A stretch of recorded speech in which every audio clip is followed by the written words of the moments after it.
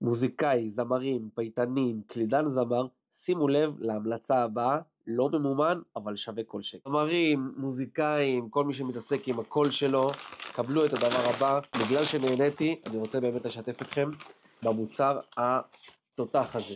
אוקיי, TMRG, יש להם סדרה של כל מיני תכשירים, כל מיני מכשירים לשיפור הקול, לתחזוק הקול, ואני התחברתי מאוד לתרסיס הזה, שהוא פשוט מנקה לך את מיתרי הקול, נותן לך קול צלול במהלך האירוע, לאחריו משקם לך את הקול אחרי אירוע מפרך.